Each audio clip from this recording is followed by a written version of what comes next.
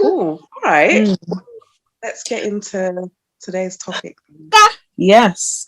Today's topic is I've forgotten. What is it? Is it time for print. Time for print, but I don't know what our official title is. But yeah, working as a creative in the realm of time for print, so or trade for print, TFP. You're getting very loud.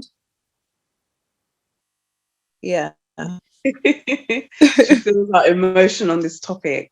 Honestly, Oh yeah, she feels the energy. Time for print. What are your thoughts about time for print, Ivy? time for print. So let's just rewind. Going back to when I used to do a lot of TFP shoots, I quite liked it because it was around the time when I was you know what I mean? So I was still like in university. So of course you get student loan and grants and whatnot, but I wasn't working. And yeah, so TFP shoots were actually very useful for me back then. I would say though, when I came out of uni and I was still, working as a stylist and still wanting to like build my portfolio, I was a bit more cautious with how I approach and go about doing TFP shoots, just because, I've left uni now, I need to find a job, I've got bills, I've got responsibilities. So it's like, there's that aspect. And then there's also, I still want to be creative, I still want to enjoy. But it's like, I don't know, you have to find with TFP shoots, I guess my thoughts are, and my opinion is that you just have to find a healthy balance. And it all varies depending on, yeah, exactly, Line. That, and it also varies depending on where you're at in life. So if you're an amateur, if you're a young person starting out, look into TFP shoots and just make sure that you really vet the people who you're planning on collaborating with. If you're a bit more experienced, a bit more seasoned, you've been doing this for a while, I think only consider TFP shoots if there's a specific area within your portfolio that you want to develop and you want to, explore. Maybe then look into a TFP shoot. But I just feel like if you're more experienced, you've been doing this for a while, you really should be either paying people for their services or you should be getting paid for your services. Yeah. Okay, that's interesting. I was actually getting the opposite, are you? Are you opposite? It's definitely a mixture. I think it's a valid point that, we have bills to pay. So why is this not a paid shoot? So I think about things like, okay, if I want to explore an area of my portfolio that I don't have, evidence of, for example, if a stylist approached me and they haven't got a body of work, why am I going to pay you to come on set as a stylist when you haven't proven that you can do the job? So in that case, you might be a graduate, you might have done, a few shoots, but I need to see your work. Maybe they've done like commercial styling. So they've done, say they've worked at ASOS and they've put looks together, but have you worked with a fashion designer? Do you have that kind of fashion edge? So if you want to explore a new area of styling or get into styling, for example, then maybe you should consider doing it for free for experience. Very funny. See, Nine agrees with me. That's why she's laughing with you. She's like, yes, mama. Yeah. So I think that if you want to explore a new part, it's not that funny.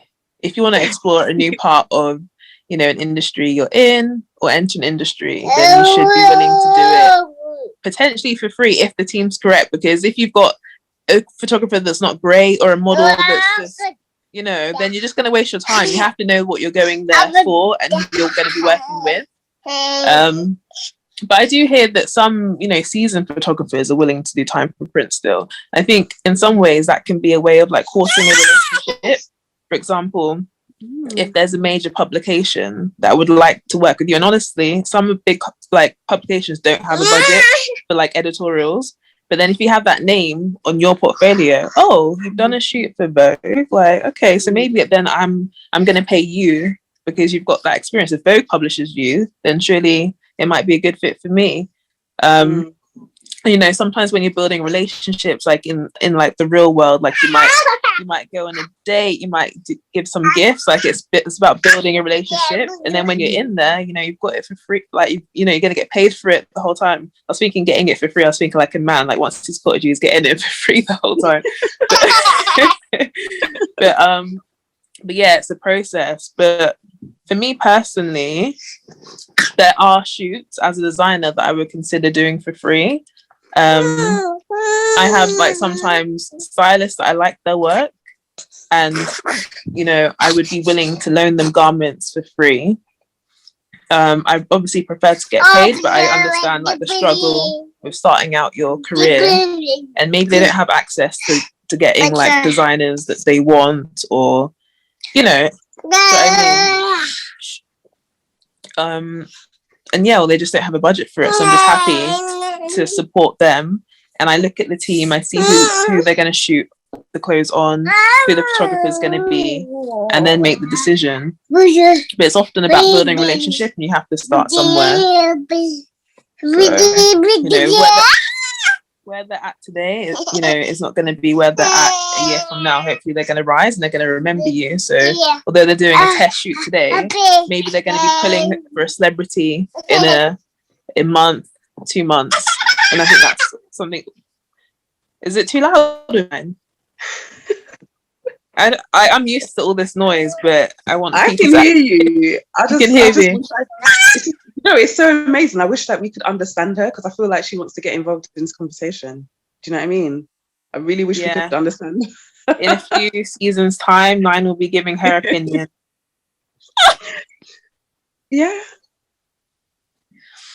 So yeah, that's my perspective, is that sometimes even, you know, as a graduate, even as someone needs to get paid, you have to weigh up, like, okay, is it worth me missing it? Like, what is your day rate anyway? Is it £150, £200? Like, have I got that time and availability to spare one day or maybe two to contribute to the shoot that should be amazing? Of course, if it's going to be a shit shoot, don't bother. But if you can see the team strong, it's going to add something to your portfolio, boost your portfolio, why not do it?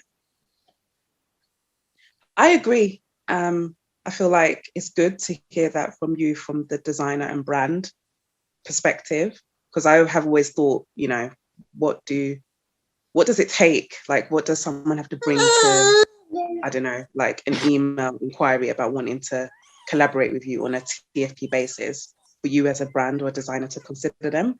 So it's good to hear that, you know, you want to consider someone to build a rapport and build up that relationship, because you just never know where someone is going to be in a year, 2 years. Yeah, definitely. Do you know what I mean? Definitely. So that's a really mature way to look at it. And I mean, I guess now, because obviously we've known each other for so long, so actually it's quite interesting and a bit of an eye-opener for me to understand why you do so many like creative shoots that may not always necessarily be for your website or for your social media. But I guess it's interesting to hear that you've taken the time to understand the brief, the concept of the shoot. You've vetted the people who are reaching out to you, and you can see that there is some benefit of you working with them, just even if it is just to build up a rapport, relationship. So that's really interesting. That's very interesting.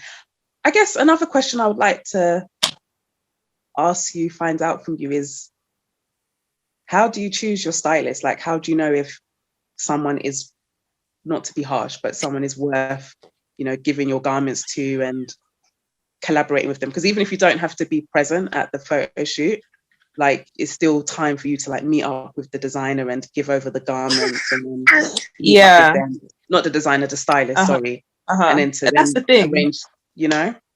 And that's why having a good portfolio is important, because that's the first thing I'll look at. So when someone emails me or sends me a DM, I'm going to look at their website or their Instagram and see what sort of work they have been producing. And if I feel that it's got the right kind of, I don't know how to describe it, but the right kind of flavor, like the right kind of edge, you know. What I want with my imagery is something creative. So if I can see that someone has got a portfolio that's very kind of commercial, not very creative, like the makeup is always a bit basic. Like I want to have something that like makes me like, oh, like, you know, do you know what I mean? Like, I want to be a part of that, you know. Yeah. So it's how the sort of shoots that they're doing, and the quality, you know, are some of these pictures that I see in their portfolio something that is at a level that I want my work to be at. Even down to like skin retouching. Like I've been looking more into how photographers retouch skin, and sometimes I want to like a picture on Instagram, I'm just like, no, it doesn't deserve it because the edit on the skin is poor.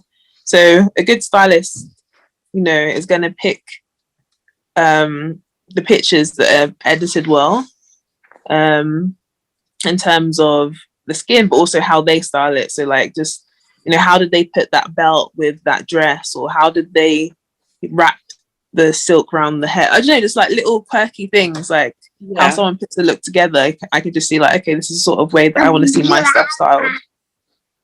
So yeah, that's what I look at in stylists. And it's, yeah, you know, you've got like wardrobe stylists, you've got fashion stylists, you've got, you know, e-com stylists. There's lots of different types of stylists. So I look for someone that has that kind of creative edge.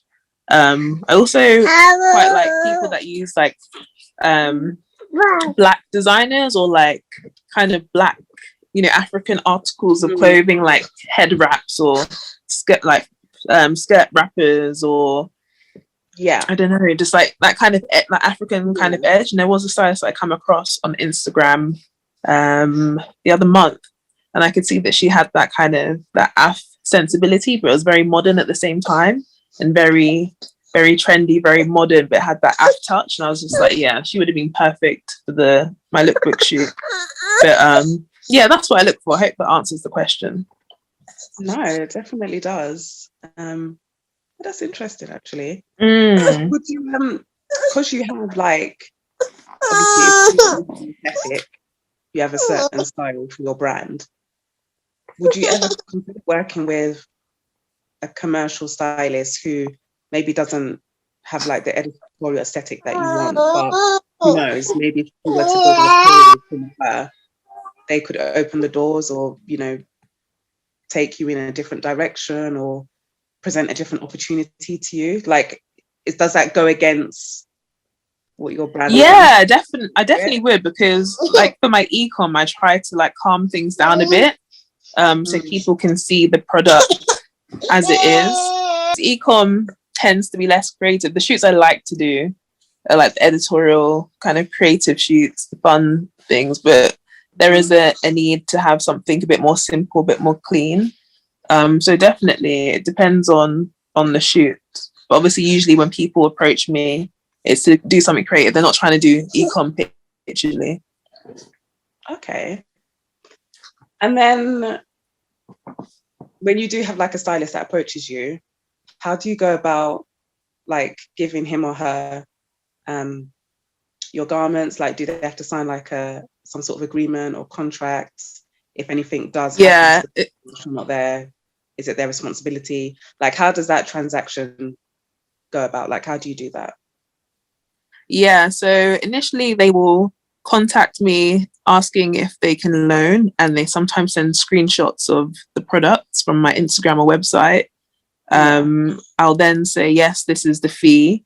And then once they agree, I will get their full name, email address, contact number, home address, and give them a docket with each of the items listed and the cost. And at the bottom of the contract, which is the loan docket, it gives them the usage, you know, so, and what I expect from them borrowing the pieces, and how long they can borrow it for. So everything's listed in like a loan docket. And it says there that they'd have to pay for any damages. They have to pay if something's like really late. Everything's kind of listed there. And then from there, they will come and collect it from my home address. We're not based in a studio at the moment, working from home. So they pick it from here and they have to return it from here. The fee covers dry cleaning. So I will dry clean. I had a really, really horrible incident about a year and a half ago. I think it's a year and a half ago, of a stylist. She borrowed like several looks, and I was happy to loan them to her because we've worked together before, and I also knew the photographer. Loaned them to her free of charge, and she ended up washing the silks, so completely changing the texture of the fabric. Like it's like kind of dull, and it's just lost its it's silk. You shouldn't wash it. And she obviously signed the contract, but now she's telling me that it was a dry cleaning. Huh? She didn't read it when she signed it, because she would have known that you don't need to wash it. You have to dry clean it. But the thing is, she told me that she took it to a dry cleaner, and then she gave me a dry cleaner number, and I think she just gave me her friend's number. She was just being, oh my God. It was just the most ridiculous situation, because in the end, she just ignored me about it. I was like, the thing is, had she returned the stuff though? So had she returned the stuff washed. Yeah. She returned it washed rather than giving it to a dry cleaner. But she claimed she gave it to a dry cleaner, then claimed that the dry cleaner had closed, and she gave me a number that I was texting. And it was definitely just one of her friends texting me back. It was just the most ridiculous incident. And I just ended up with ruin, because the thing is, once you have that contract, it's just like the next step is legal action. I just didn't have the energy for it. I was heavily pregnant. I thought, you know what, I'm just never going to work with this girl again. And the annoying thing is that she had the credentials, so she's, I've worked with her. Had I worked with her before, or was it that I knew the photographer? I definitely had worked with the photographer before, which I'd seen that she'd worked with like some Afrobeats artist who was quite big. She's been doing a bit of styling for a while, so she should know you don't wash silk. And she just ghosted. So the thing is, with these contracts, like, you have to have the money to follow up legally, and I didn't have the energy to. I think the first step would be going to like the small claims court, and then from there it would go to court. I just couldn't be bothered with it. I just cut my losses. I thought, you know what, I'm not going to work with her again. And the annoying thing is that I tried to follow up with it with the photographer, and he was just kind of like, nothing I can do. Like, it's as if, like, it's between you, me and the stylist, which it is, but it's just like, I know you from before. Like, it'd be great if you could like hunt her down a bit about this. So I was just left with pieces that were ruined, and her trying to make out that it was a dry cleaner that put in the wash. Like, what the hell? What are you talking about? And then saying the dry cleaner closed, and it was just a headache. So having that contract, having that contract only gives you so much protection, because people can ghost. What they do in America is that they take card details, and they'll charge the stylist, and they can get a refund after the shoot. I was going to ask you about that, because some people even do it here in the UK. I remember a few years back when I was trying to like put together like a jewelry shoot or something along those lines. I can't remember too tough, but there was this jewelry designer who I found on Model Mayhem, and I really liked her stuff, and I wanted to borrow her stuff. This was, when I was first starting out as a stylist, so very, very amateur and just trying to find my feet. And I remember she, was like, oh yeah, you can borrow my stuff, but I'm going to need like your card deals or something like that. And I just remember being so young, and I was just like, yeah, no. All that kept on coming to my head was, what my parents had told. Do you know what I mean? Like, what my parents had told me, like, don't give your card details or anything out to strangers online, rare tear. So I immediately was just taken aback, and I just thought, yeah, no. But it's just interesting that you bring that up, because what I was gonna ask was, in that situation with that stylist, or when you work with stylists just in general, do you not charge them like a price of how much, say the dry cleaning will cost like £50? Do you not just say to them, look, if you want to take these pieces for a shoot, I'm going to need you to... That was the thing. That was the agreement with her. It's like, I'm not going to charge you, but either you take them to dry cleaners or pay the fee for me to dry clean them. So she thought she would be smart and washed them and claim that they were dry cleaned. So, yeah. Those ones. So going forward now, do you just not even offer that option? You just tell people, look, this is the fee. Yeah. And I'll do the dry cleaning. Yeah. It's You'll definitely do the dry cleaning. But the thing is, like, the amount of times I've loaned pieces and this has never happened. Like, I've got some stylists that have pulled stuff that are like students and really young, new to the game. And this girl, like, she's been doing styling. And like I said, she's worked with a big artist. Yet you think you could get away with putting silks in the washing machine. And she was like, oh, but some of them weren't even used. I'm like, but it doesn't matter. Clearly, you just put them all together in the washing machine, talk about certain things didn't get used. So she just really took the piss. She really took the piss. Yeah. You know, it was upsetting at the time. And also being pregnant and stuff, it's just like another stress. You just kind of, yeah, you know, but we'll never work with her again. And I think even when I posted the pictures, I thought, I'm not even going to tag you. I'm not going to tag you as stylist. Like, you took the piss. But yeah. And that's the other thing. That's another important thing when it comes to time for print, for people to tag. Like, you have to be clear on expectations before, like, okay, this shoot, what's the purpose of it? What am I going to get from it? Am I going to get edited pictures? How many edited pictures? A rough time scale? Are we going to do a submission? Yeah, a collaborative project which everyone should get tagged in, because you know and that. You're absolutely right.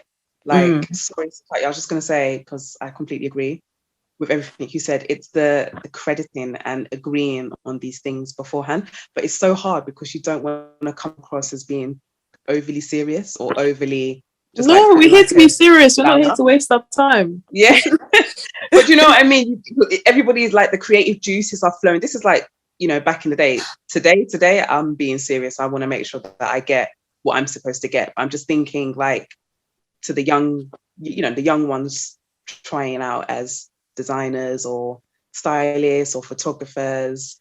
You know, if you get a team together and you're just all excited and you're throwing ideas around and whatnot, sometimes you don't want to be that person that will come and be like, okay, so can we just be clear, like, you know, is this been decided? Is everybody going to tag? Are we going to post on this day? Obviously, as adults, as grown women, we understand the importance of that. And we know that that needs to be ironed out before you even begin. I'm just, you know, thinking back to when I was younger and when I was collaborating with all types of people and creative. Sometimes, you know, the thought wouldn't even come to my mind, or it does come to my mind, but it's too late. Like, you know, people have already decided to post and not tag me. And then when I message and ask them to tag, it takes them forever to get back to me, or they just don't do it. Like, I had one, there was one shoot I did. Some images from the shoot got featured in a magazine that she was being interviewed for. So it wasn't necessarily, it wasn't them necessarily featuring the photo shoot that we've done, but they've used one of the photos. And it's like, they're posting it all up on their Instagram page, tagging, you know, this, that, and the third. And I had to message them and say, oh, do you mind also tagging me? Like, no, because they give them the images. She did, which no, I don't know whether she gave, I don't know whether she gave them the images or whether they had like seen an image or whatnot. I don't know how, but you know, they had done like a feature on her, which is great. She's an amazing photographer. That's great. It's just they used a photo from a shoot that we had done together, and I remember they had tagged like the model, they had tagged the makeup artist. I don't know. They not tagged you. like almost. So they did tag. That's really weird. Just not to tag one of them. One of the collaborative. Yeah, that's mad. So I had to reach out to them and say, oh, "Can you actually tag me because I was involved in this photo shoot? You tagged someone else, which is great. Oh, wow. But you haven't tagged me." Yeah. Did they get back to you? They did. Did they add the tag?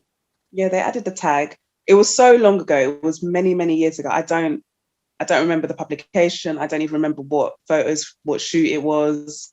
But I just remember that distinctive moment thinking, okay, so going forward, is this something that I'm going to have to be, you know, wary of with people who I collaborate with? Do I have to tell them, make sure that you tag everyone, you know, me, makeup artist, photographer, this, that, and the third? And just little things like that when you do collaborative TFP shoots and, you know, when you're starting out, it's just a real eye opener.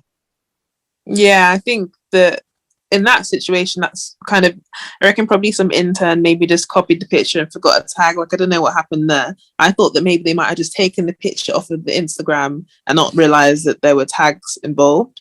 But in that situation, yeah, you did the right thing. You messaged him, please can you add the tag? I would have said as well, if they took a while to respond, get to message them as well and say, you know, there are full credits for this picture, just to kind of push them along to add the tag. But yeah, definitely at the start of a shoot, that should be in the kind of planning process, that everyone is going to tag each other. This is a collaboration. Wherever you use the picture, you have to add the tag. Yeah, I think that should be standard, because it's just like everyone wants maximum exposure and to get credited for the work that they've done. It's only fair.